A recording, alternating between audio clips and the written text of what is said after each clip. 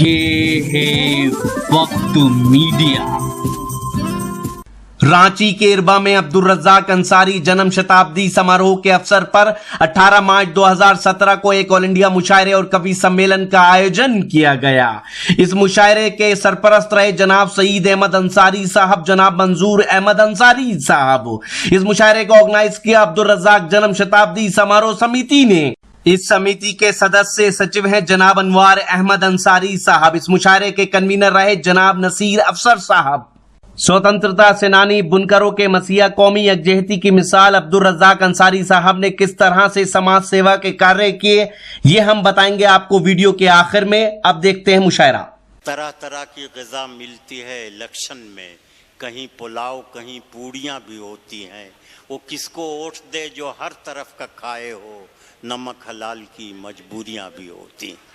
आइए तंज़िया और मज़ाहिया शायरी के लिए सारी दुनिया में जिस शख्स ने बिहार का और झारखंड का नाम रोशन किया है, बल्कि हिंदुस्तान का नाम रोशन किया है, उसका नाम है सुनील कुमार तंग। वो तशरीफ़ लाएँ, कहकों में डुबोएं, फिर शबीना अदीब, उसके बाद डॉक्टर माजिद देवबंदी। तशरीफ़ लाइए सुनील कुमार तंग। मुअज़्ज़िज़ हज़रात, मैं तो जब से बेहद खुश हूँ कि डॉक्टर शकील साहब ने जिस खूबसूरत अंदाज में मुशायरे के आगाज़ में जो तकरीर उनकी हुई, मैं तो बस सुनता रह गया था। लेकिन आपकी अदालत में एक बात पेश करना चाहता, वो ये कि तमाम उत्तर प्रदेश, दिल्ली और मुंबई के शोरा यहाँ तशरीफ़ रखते हैं। मैं तो बिहारी हूँ, लेकिन झारखंड का सबसे नज़दीकी रिश्तेदार हूँ। 2-4-5 साल कबल, जी 2-4-5 साल कबल हम तमाम दोनों लोग अलग हुए। हर चीज़ आधा आधा बटा, लेकिन मैं बिहारी हूँ, इसलिए कहना चाहता हूँ कि हमारे साथ कुछ बेईमानी हुई। हर चीज़ आधा बटना चाहिए था, एक ही पागल खाना था। बहुत अच्छे, वाह वाह। अब दोस्तों, रोना यह है कि पागल खाना इधर और पागल उधर। बहुत उम्दा, वाह वाह।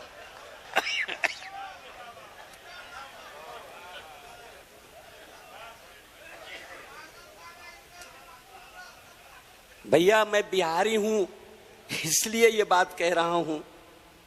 बिहारी होने का हक है मुझे कि मैं आप तमाम लोगों से अपना रोना रोऊं। 4 मिसरे पढ़ता हूं, और जिस उम्मीद के साथ आपने मुझे बुलाया है, उस कसौटी पे खरा रखना भी आप ही का काम है। अगर मैं अच्छा पढ़ गया और आपने तारीफ कर दी, तो मैं ये समझूंगा कि मैं कामयाब हो गया। लेकिन अगर आपने ठीक से नहीं सुना, तो मैं समझूंगा आपने बुलाया है, आप फेल कर गए। आइए 4 मिसर पढ़ते। इरशाद।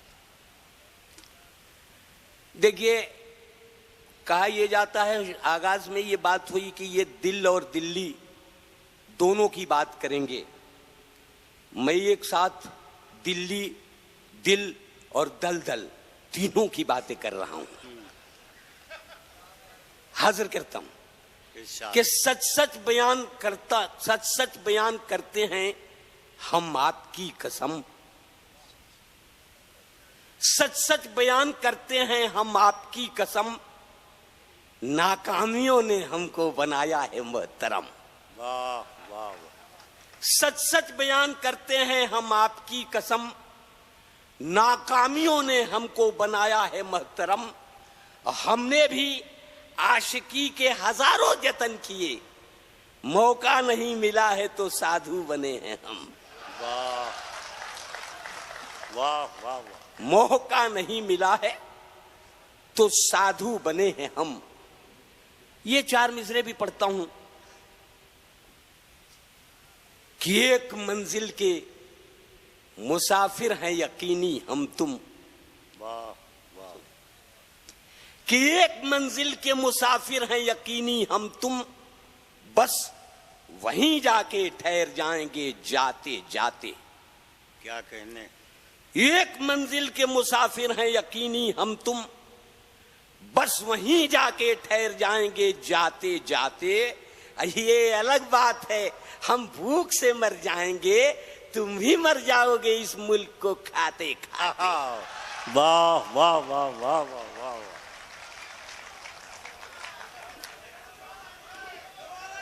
बहुत अच्छा। देखिए, मुझे दोबारा पढ़ने में कोई एतराज नहीं, लेकिन एक साहब एक गजल पढ़ रहे थे, उन्होंने रदीफ लगाई थी जागते रहो। जब गजल मुकम्मल हो गई तो नीचे से आवाज आई मुकर्रर। उन्होंने पूछा कौन सा शेर पढ़ूं, कहा पूरी गजल पढ़िए। उन्होंने कहा इस पूरी गजल में क्या खास बात है? कहा कुछ नहीं, हम लोग भी जानते हैं कि कोई खास बात नहीं, लेकिन रदीफ आपने लगाई है जागते रहो, बड़े काम की है। आज मोहल्ले का चौकीदार छुट्टी पर है, आप ही से काम चलाया जा रहा है। बहुत उम्दा। एक मंजिल के मुसाफिर हैं यकीनी हम तुम, बस वहीं जाके ठहर जाएंगे जाते जाते। और ये अलग बात है, हम भूख से मर जाएंगे, तुम भी मर जाओगे इस मुल्क को खाते खाते। वाह। मैं शायर हूं, सच बोलता हूं। ये 4 मिसरे भी पढ़ता हूं। नायत। अर्ज किया है कि वफा को मैं जफा लिखूं, जफा को मैं वफा लिखूं, वफा को मैं जफा लिखूं, जफा को मैं वफा लिखूं, और सुलगती धूप की किरणों को सावन की घटा लिखूं। वाह वाह वाह। वफा को मैं जफा लिखूं, जफा को मैं वफा लिखूं, और सुलगती धूप की किरणों को सावन की घटा लिखूं। अब मेरी मजबूरियों को तू जो चमचा नाम देता है, बता इस दौर में मैं ये नहीं लिखूं तो क्या लिखूं? बहुत अच्छा। बता इस दौर में मैं ये नहीं लिखूं तो क्या लिखूं? ये 4 मिसरे भी हाजिर करता हूं।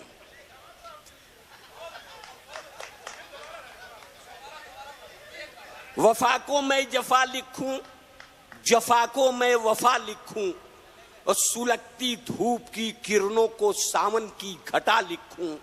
अब मेरी मजबूरियों को तू जो चमचा नाम देता है, बता इस दौर में मैं ये नहीं लिखूं तो क्या लिखूं? वाह। ये 4 मिसरे भी आते। जी जी हजरत, ये 4 मिसरे हाजिर करता हूं। अर्ज किया है कि वफादारी निभाने में अदाकारी नहीं करता। क्या कहने। वाह। वफादारी निभाने में अदाकारी नहीं करता, और वो अहमक है जो गद्दारों से गद्दारी नहीं करता। वफादारी निभाने में अदाकारी नहीं करता, और वो अहमक है जो गद्दारों से गद्दारी नहीं करता। और वफादारी का ये आलम के सब कुत्ता समझते हैं, यही सब सोचकर मैं भी वफादारी नहीं करता। वाह। यही सब सोचकर मैं भी वफादारी नहीं करता। दोस्तों, मैं ये 4 मिसरे पढ़ता हूं। अमेरिका से असलहे हम खरीदते रहे, लेकिन एक हथियार हम अमेरिका से मुफ्त में ले आए। वाह। मुफ्त में हथियार जो लाए, मैं नाम नहीं ले रहा हूं, आप बड़े समझदार लोग हैं, हाजिर करता हूं कि नफरतों की धूप में भी इश्क के पीपल तले, नफरतों की धूप में भी इश्क के पीपल तले, इस जहां से दूर एक दिन प्यार से मिलकर गले, हम मर्द के जूतों ने ये लेडीज चप्पल से कहा, आशिकों पे तू चली थी, लीडरों पर हम चले। आशिकों पे तो चली थी। वाह वाह वाह वाह।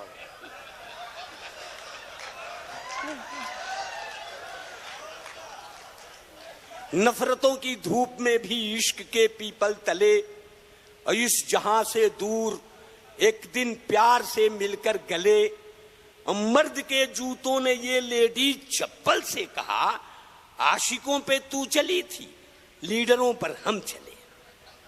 वाह। दोस्तों, अब 2-3 पैरोडी पढ़ता हूं। इरशाद। पैरोडी सुनिएगा कि फिरदौस में किसी दिन गालिब चचा ये बोले। वाह। सुनाइए। फिरदौस में किसी दिन गालिब चचा ये बोले, कितना है खूबसूरत फिरदौस का नजारा। वाह वाह। फिरदौस में किसी दिन गालिब चचा ये बोले, कितना है खूबसूरत फिरदौस का नजारा। और इकबाल भी वहीं थे, वो तर से आके बोले, सारे जहां से अच्छा हिंदुस्तान हमारा। बहुत अच्छे। वाह वाह वाह। सारे जहां से अच्छा हिंदुस्तान हमारा।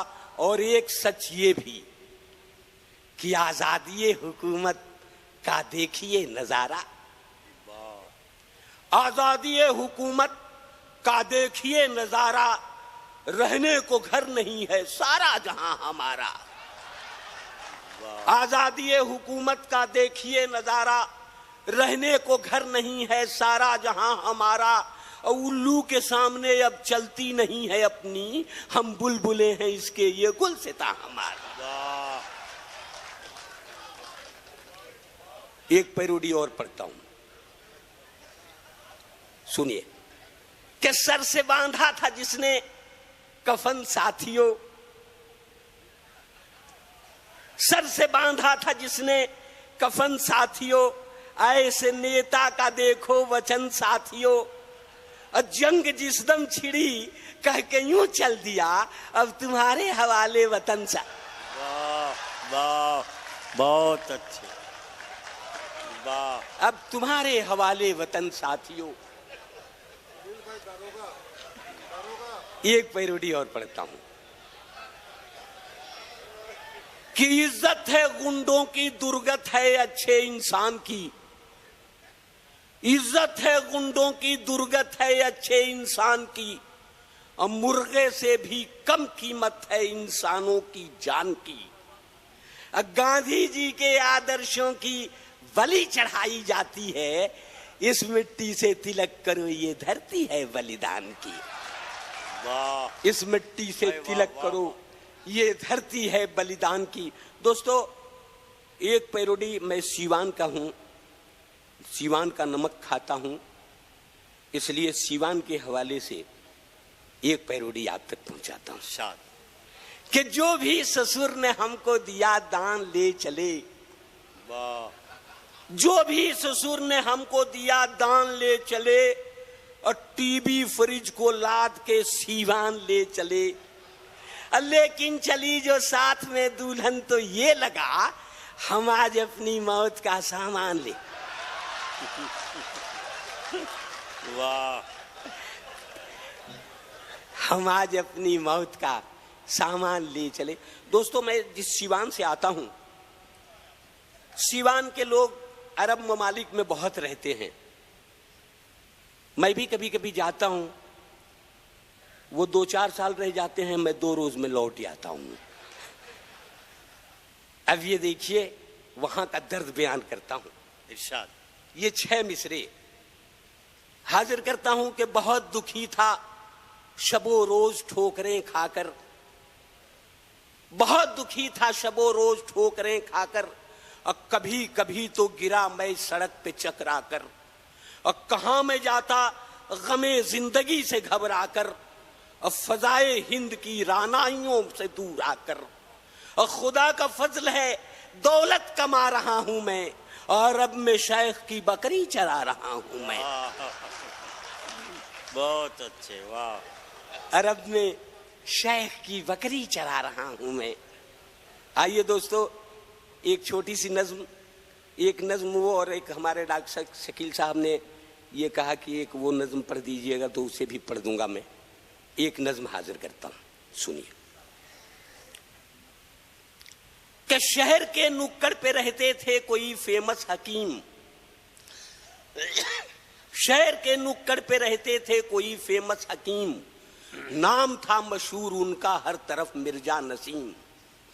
ठीक उनके सामने एक दारू की दुकान थी, मैकशों की जान थी, दिल वालों की पहचान थी। और एक दिन खांसी से मैं कुछ इस कदर लाचार था, चल पड़ा हिकमत की खातिर मैं बहुत बीमार था। रास्ते में एक शराबी रोक कर कहने लगा, आपकी बीमारी की विस्की ही है असली दवा। अब बात मेरी मानिए, नुस्खा हकीमी छोड़िए, आप भी अंगूर की बेटी से रिश्ता जोड़िए। आइए दुकान से 2-4 बोतल लीजिए, आपकी खांसी चली जाएगी, विस्की पीजिए। हर दवा से आज बेहतर हो गई विस्की कमाल, इसलिए मैंने शराबी से किया फौरन सवाल, और सारी हिकमत से हुई अंगूर की बेटी भली, क्या जरूरी पीने से खांसी चली जाए मेरी। बात सुनकर उस शराबी ने गजब दावा किया, बात सुनकर उस शराबी ने अजब दावा किया, आपकी खांसी है क्या, नाचीज को देखें जरा। घर गया, दौलत गई, बीवी गई, रुतबा गया, सब गए तो आपकी खांसी नहीं जाएगी क्या। बहुत अच्छे, वाह वाह। सब गए। दोस्तों, आज जब मैं रांची पहुंचा, एक होटल में नसीर साहब के साथ में गया। 1 घंटा इंतजार करने के बाद बैरा खाना लेके आया। इस दरमियान कुछ भी हो सकता था, हम छोड़ के जा भी सकते थे, लेकिन गए नहीं। जिस बेहयाई के साथ वो देर से आया, उसी तरह उसी इज्जत के साथ हम बैठे रहे। सुनिए, हाजिर करता हूं कि एक साहब अहलिया के साथ जब होटल गए, एक साहब अहलिया के साथ जब होटल गए, प्यार और जज्बात की रंगीनियों में ढल गए। और एक टेबल पर गए, बैरे को ऑर्डर कर दिया, खाना लाए तब तलक एक वाकिया नाजिल हुआ। आ गई एक शोख लड़की, गुलबदन थी फुलझड़ी, जैसे कोई हुस्न की मलका हवाओं पर चढ़ी। एक नजर देखा तो ठिठकी, हो गई पल भर खड़ी, हेलो कहकर मुस्कुराई, फिर वहां से चल पड़ी। कौन है लड़की बताओ, बीवी ने जब ये कहा, क्या बताएं सोचकर साहब का सर चकरा गया। और फिर तो बीवी ने किए शौहर पे जब तेवर कड़े, बौखलाहट में मियां बीवी से ये कहने लगे, उल्टे सीधे पूछती रहती हो अक्सर या खुदा, जानकर तुम क्या करोगी बेसबब बेफायदा। और अपने को तो दोनों जानिब से बचाना है मुझे, पहले तो तुम कौन हो उसको बताना है मुझे। बहुत अच्छे भाई, वाह वाह वाह वाह वाह वाह। दोस्तों, मैं जब ये नज्म पढ़ चुका हूं तो देख रहा हूं कि जो बुजुर्ग हैं वो ज्यादा खुश हो रहे हैं। अब वो आपकी फरमाइश। दोस्तों, अभी आपने सुना होगा, टीवी पर आप सुन भी रहे होंगे कि ये कब्रिस्तान और श्मशान को लेकर बड़ा हंगामा हुआ। मैं समझता हूं कि जब हिंदुस्तान में इंसान घर नहीं तलाशेगा तो श्मशान और कब्रिस्तान ही ढूंढेगा। आइए मैं एक नज्म हाजिर करता हूं, इरशाद। कब्रिस्तान की हिफाजत। दोस्तों, हमारे सियासी रहनुमा जब कोई काम नहीं मिलता है तो कह देते हैं कि साहब हम शमशान बनाएंगे, या फिर ये कहते हैं कि साहब कब्रिस्तान की हिफाजत की जाएगी, चार दीवारी लगाएंगे।